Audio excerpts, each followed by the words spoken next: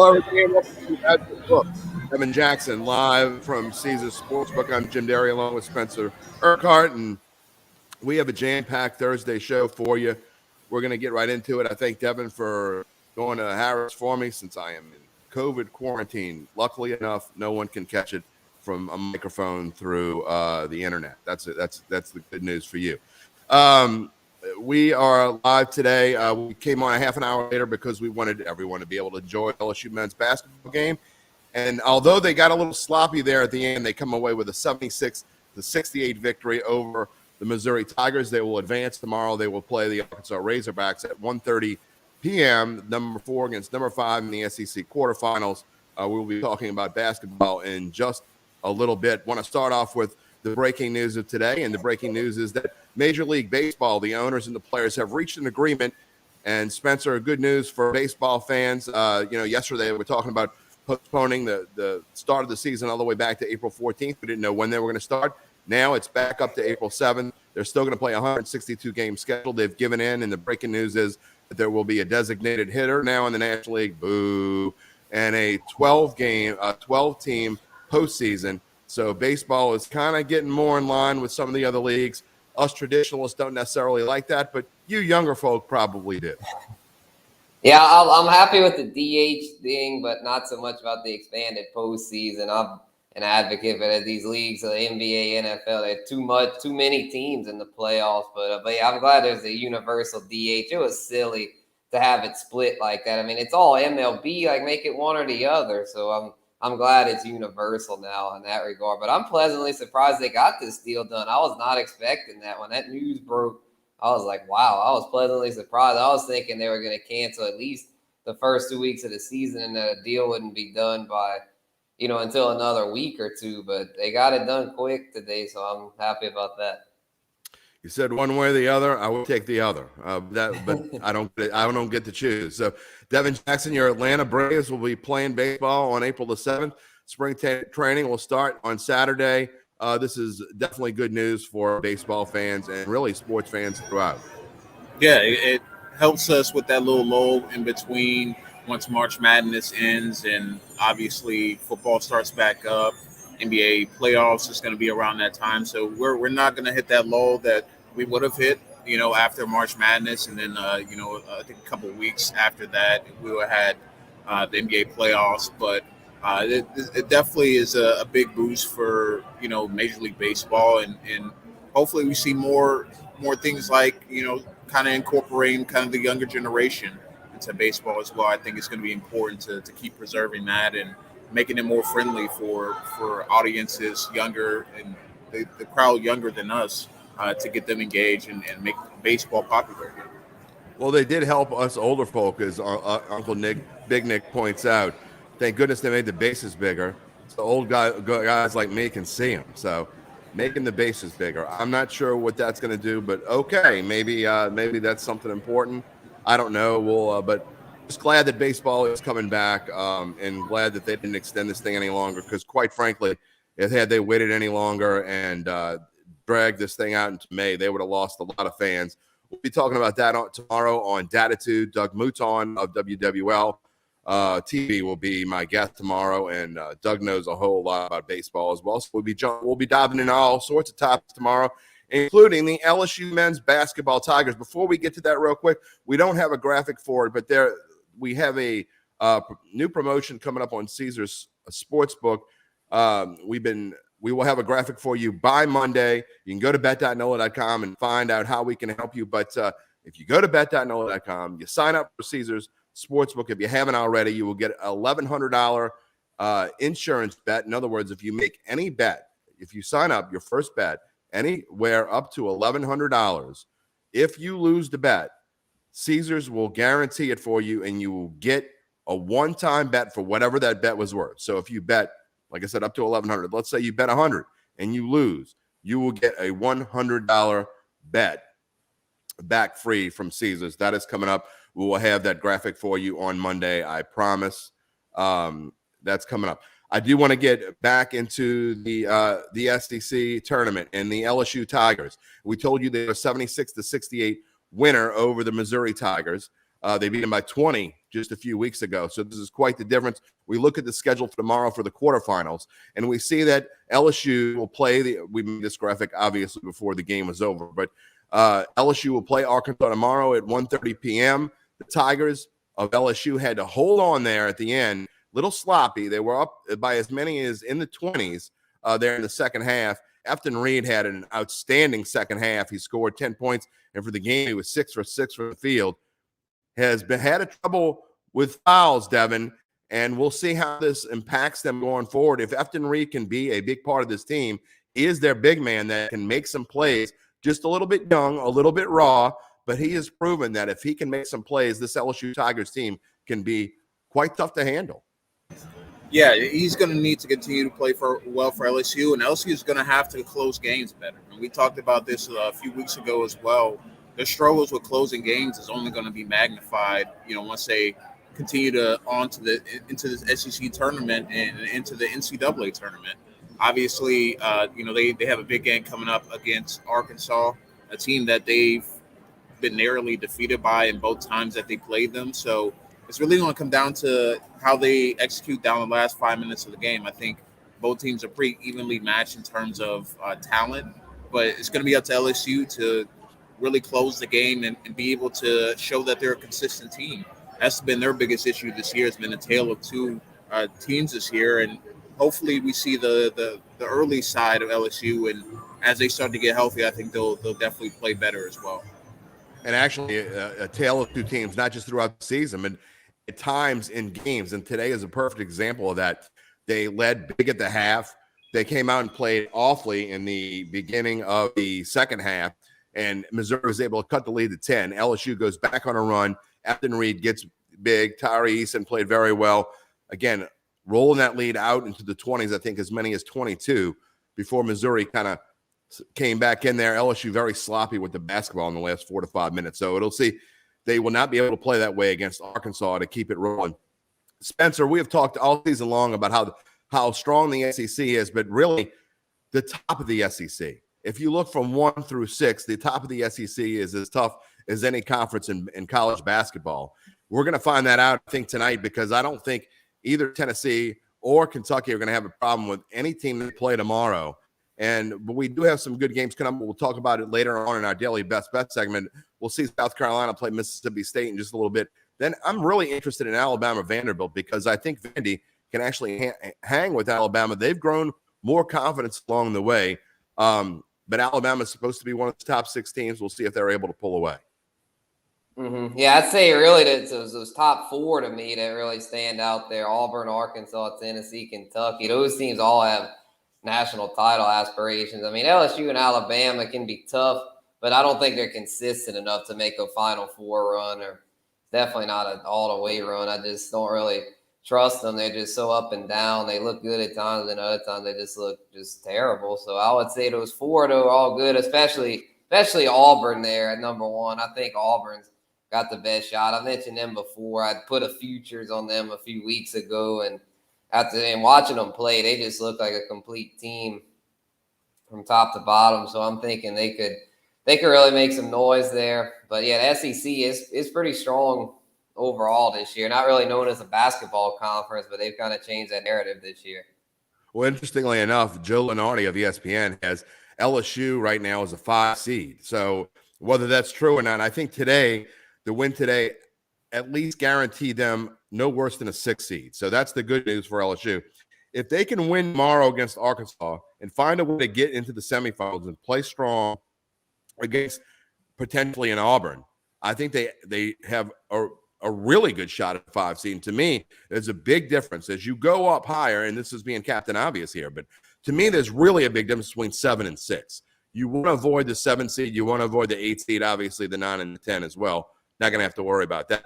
But if you can get to a 6 seed for LSU, I think that makes all the difference in the world, because then you're playing 11. Then potentially you win that. You play a 3 in the next round, a game that LSU can win, find a way to get to the Sweet 16. I think they really have potential to do that. So we'll see how they play tomorrow. It's going to be very interesting going down the line. They match up well with Arkansas. We saw it. They lost in the final moments. They led Arkansas throughout the entire second half just a week and a half ago. And so they're going to have to be on their A game. They're not going to be, if they get a lead, they're going to have to be able to find a way to keep it. They're also going to have to find a way to stay out of foul trouble and stop being sloppy with the basketball. As good as LSU is on defense, they have been very sloppy, and they have gone dormant at times on offense. They'll have to find a way to fix that. Getting into the NCAA tournament odds. Look, Gonzaga's still at the top. Now, this was before today's games. And Devin, if you look, Arizona had to survive a huge scare from Stanford just a little while ago. And actually, there are a few number one seeds who had to survive scares earlier today. We talk about Providence just getting past Butler. They trailed throughout most of that game. And then Duke trailed Syracuse throughout most of their game before finally pulling away against Syracuse later in the game. Just goes to show, I think these conference tournaments show how vulnerable and how crazy I think this tournament's going to be, because anybody's going to be ripe for an upset. Yeah, it's going to be an unpredictable season, and we know that Duke, obviously Mike Krzyzewski's in his last year, and most people are going to place a nice bet on them to make it to the Final Four and maybe even win it all. But, those one seeds, it's added pressure. It's March now, and you're going to get your best shot from everybody. These teams, like, for instance, Syracuse, how Providence had to hold on today, Stanford as well. They're trying to find their way into the NCAA tournament as well. We saw on the women's side of things, Kentucky, LSU lost to Kentucky in the first round of that tournament. Kentucky goes on to win the whole thing. So, that it just shows you that, especially in these tournaments, you're playing the same team for a third time potentially. And it also shows just how little separation these top seeds have from other teams in the entire in the entire field. So I think it's going to be very interesting watching these tournaments unfold as we near Selection Sunday. And there's a good chance one or two of these teams on the list outside LSU and will not win their conference tournament, because it's that competitive on the men's side of things. Yeah, Spencer, I almost wish there was a bet you could make to where you could bet a team, saying a team that doesn't win their conference tournament is going to win the national championship. Because outside of Gonzaga, which should steamroll their way to their conference championship, any of these teams could lose in the conference championship and not even make it to the conference championship, but yet still win the national title. Right. Gonzaga already won there. So, it's just tough to know. To know who's going to win the national title. These odds of it, they're all long shots. When it's a 60-14 field, everybody's a long shot as far as trying to pick one winner. So, I've got certain teams I kind of like, Arizona, like I mentioned before, Auburn, they've got teams I like, but it's just hard to know. I guess it's just one of those things. If you like a few teams, just place a little bit on each of those and hope they can go all the way, because with these long shot odds, you only have to put $5 or $10 to make a nice profit. If there were ever a year for a 3, a 4, a 5, or a 6 seed, someone like that to go on a hot streak and win the national title, I think this could be it. And with the Final Four being here in New Orleans, I think it's going to be a lot of fun to watch. Again, I really think this is going to be one of the better tournaments and more fun to watch. We had a good one last year, and we had a great Final Four, and maybe not so much the national championship game, but we had a great semifinals weekend, and I think we're going to have the same run this year. All right, moving on from college basketball, on to the NBA. We've talked a lot about the NBA odds, so we're just going to talk about tonight's a big night in the NBA, because 4 biggies are playing against one another, and especially in the Eastern Conference. You talk about Devin, Brooklyn, and the 76ers. These are two teams that I think that if you looked at the odds that we've been showing, either one of these two teams has an excellent chance of making it through and making it all the way to the finals. So we could have an Eastern Conference championship preview, I think, tonight. Nets and 76ers. And then if you look on the other side, we look at how strong Denver is and how they were able to come back against the Pelicans on Sunday night with a late little rally, getting the game in overtime. And I just, who knows with the Warriors? They're hot and cold. It's hard to bet against them because you never know if Steph's going to score 38 or if he's going to score 19. They're so really hard to tell. But I think tonight is one of those nights where if you're just sitting at home and you got nothing to do and you're more interested in pro basketball than college basketball, it's a great night to just sit and watch these two games. Yeah, it's going to be a great slate tonight. Two matchups that could be, like you said, happening in the conference finals. this time in a few months. But for the Nets especially, I think this is a big game. Obviously, Ben Simmons traded to the Nets. James Harden traded away from the Nets to the 76ers. So that storyline alone is going to make this a big game. But the Nets are starting to play better basketball. Kyrie Irving scored 50 earlier in the week, and they got a win over the Hornets. I know they've still been a little inconsistent, but they have KD and Kyrie playing when Kyrie is allowed to play. So I think the Nets are maybe hitting their stride here over the next few weeks. But 76ers have looked good since the James Harden trade, and him and Embiid have made a nice duo. So I think just based on that alone, I think it's going to be a great game. And then you look at the other matchup. Steph Curry's kind of fizzled down here down the stretch. He isn't playing like the MVP self he is, but Nikola Jokic, he's been playing fantastic. So could be a possible MVP you're watching tonight in either game with Embiid or Jokic. I think those are the top two guys right now in the MVP race. All right, we don't have a graphic for the Pelicans, but we do have a comment about them. Tehran T. Tuez says, I love a good bet, but the Pelicans crush your parlay dreams sometimes. Yeah, Spencer, last night, not everyone, but I think most people would expect the Pels to come out and play well against Magic. And even without Brandon Ingram, maybe expect them to come out and find a way to win the game. They were 6.5-point favorites. I really like the Magic with that spread, but I didn't think the Pels would lose the game straight up. And so now Pelicans in a situation where they lost a little bit of that cushion. Luckily, the Blazers and Spurs both lost, but they're going to really need to get back on this winning train, and it starts tomorrow night with a game at home against Charlotte. Right, yeah, that'll be a big one. Hopefully, BI can come back because his absence has really been felt. I mean, if his injury lingers, that could be trouble. But isn't expected to be anything too serious, so he should be back for that Hornets game. And yeah, definitely need to get back in the win column because you don't want to get on a losing streak here because they want to try to jump the Lakers and maybe even the Clippers if they could really get hot. But yeah, definitely need to just get the win tomorrow and go on from there. Get Ingram healthy and then hopefully Zion down the stretch.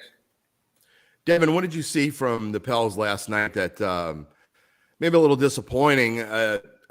They just kind of fell behind early, and every time they would make a run and kind of catch up, they'd allow the Magic to do some things. You had Ross hitting 3-pointers last night like he was playing like his old self back out there last night. But they just couldn't find a way to take the lead and maybe pull ahead a little bit. Yeah, I think sometimes with young teams, especially, you dig yourself into a hole. It's kind of hard to crawl out of. And on a night like yesterday, they should came out ready to play. You're playing against a Magic team that really has nothing much to play for here. You got to have these wins. These are give me wins here. And I think that's been kind of the tale of their season. Injuries with Brandon Ingram, when he's missed time, they've struggled. But you got CJ McCollum now, you expect him to do his thing, and he did. But there was just no other consistent production outside of him. And I think that just is kind of how this team is built. They're kind of led by their stars, and they're still kind of young, still learning how to win. So you expect them to win on nights like yesterday, but I think it's also a learning experience that, you got to have these games, especially as it comes down the stretch and you're trying to edge out the Lakers for that 9 spot. All right, let's move on to some other sports. And I don't want to spend a whole lot of time on some of these, but I thought it was interesting to show a College World Series slide up there in the odds. And the reason why I find it interesting is if you look, obviously, number one, Texas. I mean, they're the clear-cut number one team in the country right now in college baseball. And LSU lost to them, I believe, 6-1 last Saturday night in Houston in the tournament out there. However, the number 2 team in the country right now is Ole Miss. You can get them at plus 2,500, which shows that Caesars and other sports books, Caesars Sportsbook, by the way, the official odds partner of bet.NOLA.com, they don't have as much confidence in the Ole Miss Rebels as do the people voting in these polls, because they're at plus 2,500, which is way behind number 23 Mississippi State, which was number 9 last week, by the way. So that they could fool you a little bit at plus 1,500. We don't know how quickly they update these College World Series odds. Again, Mississippi State was number 9 going into their series against Tulane last week, then took it on the chin. Won big on Friday night, but then Tulane able to come back, win on Saturday, and then win again on Sunday to take 2 out of 3 from the Bulldogs. But I think, Spencer, when you look at lists like this, especially minor sports, sports that aren't necessarily in the eye of every bettor, there are bargains to be had at different times because I don't think the lines makers and the odds makers react very quickly when it comes to certain series. You might be able to get a bargain on certain teams if you're really paying attention. Yeah, that's a good point, Jim, because college baseball isn't as much in the national spotlight like college basketball or college football. And so, and we know how baseball can fluctuate a lot. So, with MLB, the odds makers, I'm sure it'd be a lot more reactionary to the way things are trending, where with college baseball, definitely some values to be had. It is only a sneak peek. They've got, plenty more teams to pick from. And I'm sure there's a lot of value to be had, especially with a lot of those SEC teams like Ole Miss and stuff. The SEC is so strong from top to bottom. I'm sure there's a lot of values to be had. LSU, he had 14-1. I watched them play that real late game on Sunday against Baylor, and they can hit, but just the pitching right now for LSU a little concerning. So not sure if I like them too much at 14-1. One thing about college baseball, we'll say this, and although you can get value on certain teams, I wouldn't dare make a bet. College baseball is different than a lot of other sports because, to me, you can't really tell enough about a team in college baseball until they get well into conference play. And so I think you're a good month away for trying to figure out who might be a good bargain, who might not. Because, again, if the odds makers are still slow to react, you still can get a bargain on some of these teams that get hot and play well. Spence, I'm going to stick with you because we're moving on to NASCAR and I don't even know how to pronounce RUOFF, Mortgage 500. How do you pronounce that? Moving on. I'm not too sure either, honestly. I'm Ruoff. Yeah, I'm not sure if it's Ruoff or I think Ruff. Yeah, that sounds right. Okay, well, we're going to go with that. NASCAR race Saturday night in Las Vegas. Devin, if we could switch that slide for me real quick. Thank you. And if you look at these odds aren't anywhere near like they were last week. You don't see a whole bunch of double-digit odds. You got to go all the way past Joey Logano, Spencer, and find Blaney, Byron, and Harvick down there in double digits at 10-1, 15-1, 17-1. Is there anyone you like? It's hard to place a bet, really, to me, when you see odds like this, unless you really love one of these favorites. Are there any one of these favorites that you like? I'd say the two favorites I like are the Joe Gibbs Toyota drivers, Martin Truex Jr. and Kyle Busch. They were racing for the win last week, and then a late race caution came out and ruined their chances because they pitted they had a few other cars they all pitted, but a couple of them took two tires, and in the overtime rules, they're able to get ahead and steal the win. So I think Busch and Truex would be the ones I'd pick to get redemption this week because not only are they running well right now, they both are really good at this track. They're both former winners at Phoenix and do well here. But if I had to pick a couple of the double-digit odds guys, Ryan Blaney's a younger driver that's trending up, done well here at Phoenix before. And Kevin Harvick, I'm surprised his odds are at that. I thought he'd have been a lot lower than that. I'm surprised he's at 17-1 considering he's won at Phoenix 9 times. He's off to kind of a slow start this year, but this is his track. He owns this track throughout his career, so I think he might be the best value on this board. Devin, you see anything that you like this weekend? I know you're in auto racing as well. Anything you like on this board, or do you like someone that maybe a little bit more of a longer shot? Obviously, this field probably isn't quite as wide as normal. Yeah, I think they're among those top players. I think Martin Truex would probably be my top pick if I was going with a favorite. But I would watch out for William Byron. I think he's had some really good starts to the first couple of races. Just needs to finish better, but he's definitely been in the mix over the last 2 races and as a top 10 finisher. So I think William Byron is someone to watch as a long shot, but I really like probably Martin Truex Jr. On this particular race. But if you're going for a long shot and just want to put a few dollars down someone, William Byron, I think, wouldn't be a bad bet. All right, Devin, you come back to us. We don't have a slide for golf, but I do want to talk a little bit about the Players' Championship. And we talked about it a little bit in Attitude. We talked about it earlier in the week. They are having a mess of a time here in this opening round because with some really bad weather. I think they had a delay of over 3.5 hours earlier. Right now, Tommy Fleetwood leading at 6 under. But the afternoon session, I think, is just now getting underway. So obviously they won't finish that.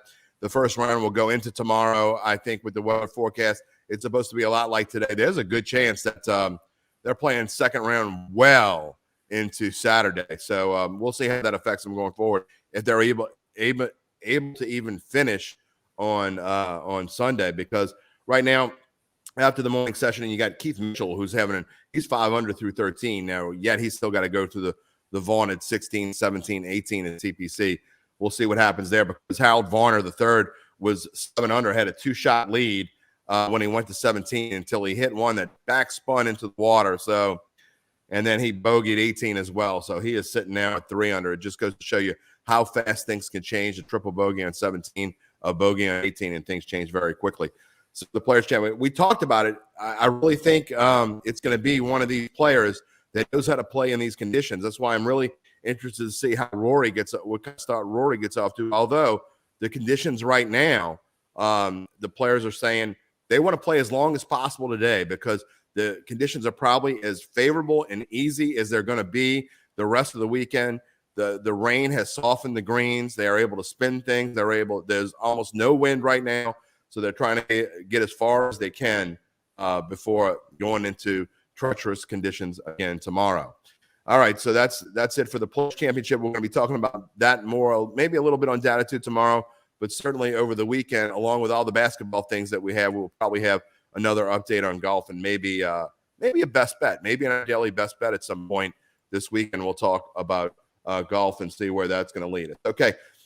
Moving on, we are about set to wrap up the show, but we do want to talk a little bit of football, because obviously there have been some big football moves. Spencer, we talked about it earlier in the week with Russell Wilson being traded to Denver, and now Aaron Rodgers obviously staying with Green Bay.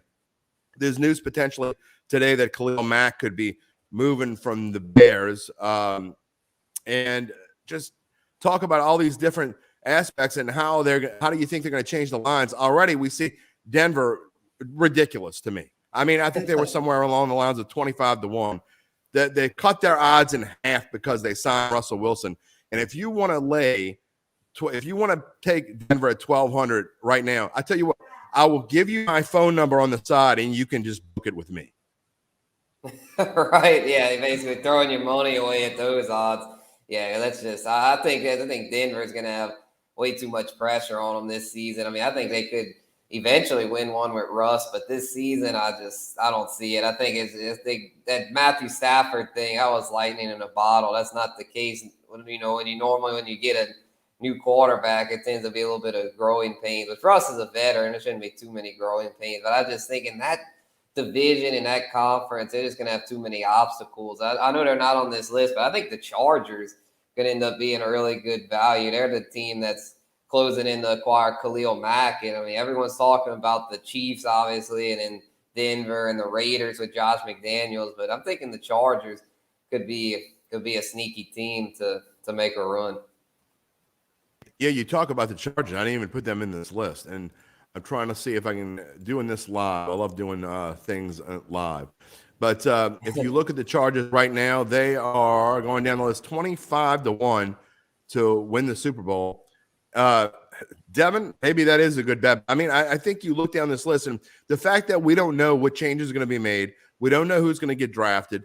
I like Vegas right now at plus 5,000, and I know that Denver got better because they got Russell Wilson. Kansas City is Kansas City.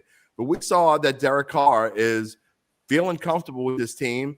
See how they go forward, but I'm really, if I got to pick a long shot right now, Vegas is already a team that I put a couple bucks down on.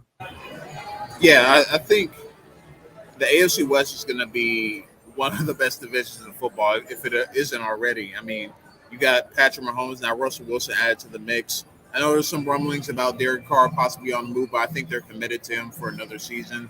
And they have stability now. They don't have the distractions they've had in the past with the Raiders, which I think is kind of a breath of fresh air for that organization. It seems like every time we turn, they're having issues. But now that they have Josh McDaniels in the fold, I really think they can kind of put everything they have behind them, because they have a talented team. they're just not consistent, and they haven't been fully trusting Derek Carr to lead them to where they need to go. So I like Vegas. I'm kind of surprised about Tampa being at plus 2,800. I mean, who was playing quarterback there? You know, I No was a question. little No, surprised about no that. idea. But Yeah, you I know, think that's way too good odds. I mean, way too high odds, I should say. I mean, You I don't can't know touch how Tampa Bay. they have higher odds in New Orleans and New Orleans maybe bringing back Jameis Winston. So that one confuses me a little bit. But I mean, other than that, yeah, Denver is just fool's gold. They want you to take it, and people are going to take it because they have Russell Wilson. But I want to see what other moves they make because they still have some. They're going to need some more weapons because they trade away a tight end, a few defensive pieces as well to get Russell Wilson. Plus, they trade away some picks, so they're not going to be able to get better immediately unless they go through free agency, and who knows how much money they'll have there. But I also I'm wondering a little bit about Washington and wonder if their odds change any since they traded for Carson Wentz, I believe yesterday or the day before as well. The Washington Commanders going down this list, and I go way down the list. They are plus 6,000 right now, so maybe that is a good bet. The NFC East we know is, other than Dallas, really, I mean, nothing tough there. I mean, by the way, if you're wondering what those numbers are next to them, T17 means the Saints are tied they're in order 1 through 32. The Saints are 17th. They have the 17th best odds or worst odds, however you want to look at it, to win the Super Bowl next year, plus 4,000. They play in what's got to be considered a really bad division and maybe the worst division in football next year.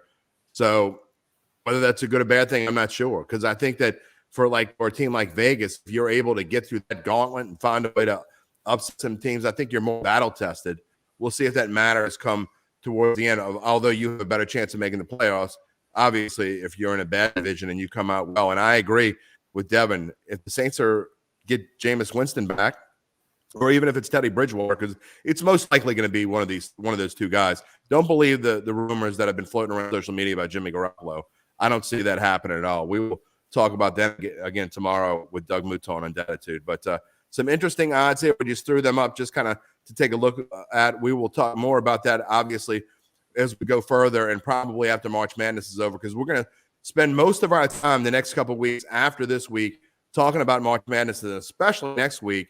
That's all we're really going to be focused on. We got plenty of time before baseball starts. We will be our eyes straight ahead all over the NCAA men's and women's basketball tournaments that coming up with Selection Sunday this week. And I believe the women, their selection show is Monday. Am I correct, guys, on that? I think it's Sunday now. Yeah, I think it's Sunday night after Sunday? the men's. Yeah. Okay. So, and I know they get started right away as well. So we'll be watching that. Who knows? We may talk about the NIT a little bit. We'll see what happens there. We want to wrap up the show with our daily best bet segment, and we finally turned the corner a little bit, Spencer. We had a lot of brown and red all over this list on Monday, but finally we got some green on there. We have some that are still pending, but we've turned things around a little bit. You got the DeAndre Ayton bet. We got the Bucks minus 4.5 over the Hawks yesterday. We have Brooks Koepka, a top 10 finish at TPC. He is yet to tee off today, so we'll see how that goes. And then we have some interesting bets tonight. You got Sixers minus 4.5 over the Nets. You can talk about that one a little bit. And then obviously South Carolina SEC tournament, they will be tipping off probably I think fairly Very shortly. soon. So soon. If you want to get that bet in, you probably need to get it in pretty soon. But let's talk about that one right off. I don't get Spencer White, South Carolina as a 5.5 point dog to Mississippi State when South Carolina is the 7th seed, and they've been the one that's been hot. Right. Yeah, I didn't either. Yeah, I was almost tempted to go with the money line there because I think they could easily win that straight up. But I feel really comfortable about them covering that. I think it's because they split the season series, so I think they're fairly evenly matched. But I'm thinking that at that 5.5, I think it'll be they'll definitely, even if they don't win, they should definitely come within 5 points there. And then the Sixers over the Nets, I feel good about. I just don't think the Nets are ready for that. I don't think they're ready for the smoke that the 76ers. The 76ers are rolling right now at Harden and Embiid. It'll be a revenge game for Harden. It was supposed to be Ben Simmons' revenge game for the Nets, but he's still out. He won't be there. I think if they'd have had that reinforcement, then they might actually be the favorites tonight. But without Simmons, I mean, it's going to be too much on Kyrie and KD. And, KD just coming back and Embiid playing at an MVP level. I'm taking the Sixers all day here. Okay, Devin, you can come back to us for the rest of the show. I think that, and the game has actually started. It's already down. South Carolina is a 3.5-point favorite, which means they've started well. Kind of what we thought might happen. So we'll see how that goes a little bit going down the line. I want to get final thoughts. I'm going to start with you, Devin. Final thoughts here as we go into a very exciting weekend. I know for us sports betting people and really just sports fans in general, these are this week, next week, and the week after, to me, are some of the funnest weekends in sports because of all the crazy action that's going, not just with March Madness. You got golf, you got auto racing. Now we know baseball's coming back. We got college baseball. It's just an incredibly busy time, especially for us here at bet.NOLA.com. And Zach Ewing's missing all the fun. Yeah, I can't believe he decided the week that the brackets come out to go overseas. But no, seriously, checking out really some of these smaller conferences. I kind of get a feel for who teams like Duke and Arizona are going to be playing in a few weeks. So I'm trying to make my rounds and see. So I've heard Kent State from the MAC get some hype and a potential team to bust brackets. Memphis has really played strongly over the last few weeks. And I know it's a team that Zach actually wrote about on the road to NOLA.com. You can find on bet.NOLA.com. So it's going to be interesting to watch some of these smaller conferences continue to finish out their conference tournaments. We've seen some thrilling game winners already. I want to say the MEAC had a game winner.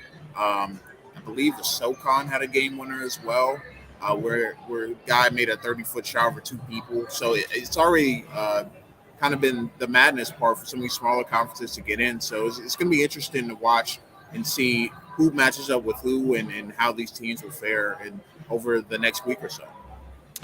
Spencer, final thoughts as we go into this crazy weekend.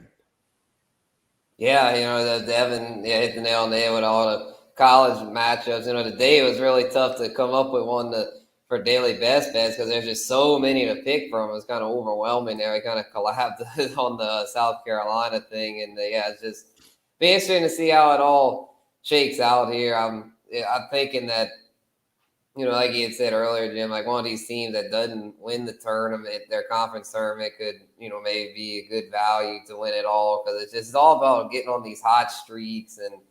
It's unpredictable every year with March, but I'm really looking forward to Selection Sunday. Sunday, especially, Selection Sunday and the NASCAR race. That's a day I always look forward to. The race, and once the race ends, then you got Selection Sunday. So it's one of my favorite days of the year. Really looking forward to that, and also glad that MLB's back. Yeah, it's an exciting time for us here at bet.NOLA.com. It will certainly be one of our busiest times, and we are definitely looking forward to it. Again, tomorrow in Datsuda, we'll have Doug Moon, sports director at WWL TV, and we'll be talking a little bit about everything. We will get into the Saints a little bit, but I want to talk to him about LSU men. I want to talk to him about the Pelicans. I want to talk to him a little bit about what he thinks about Selection Sunday, and I certainly want to talk to him about what he thinks about baseball coming back. Doug is a big baseball guy, and we'll be looking into that. But we want to make sure you keep following us. Next week, we're going to have updated content throughout each day on Saturday and Sunday. And a heads up, we may have an earlier show on Monday. We may even have a guest. We don't know. Devin may be at Caesars. We're not 100% sure, but make sure you pay attention. We're talking about going on a little bit earlier on Monday than we normally do. And again, with a busy week, we're not sure what our plans are for next Thursday. So make sure you follow us at bet.NOLA.com. And we'll say hello to Zach for you. I mean, he's out there drinking pints and probably eating bratwurst and whatever the heck else it is. He is probably enjoying himself. Well, he was at the soccer game the other day, so he's enjoying some soccer as well. I know maybe he's hanging out with Ted Lasso. He's always slipping in soccer on the best bet, so I'm sure he got plenty of that. I'm sure he did. And so we will be back again. Stay with us at bet.NOLA.com. Going to be a fun time. For Spencer, the Guru Urquhart, I thank Devin Jackson for going out to Caesars for me. I'm Jim Derry. We will see you on Monday with the Bayou Bet Show. Good afternoon, and have a great weekend, everyone.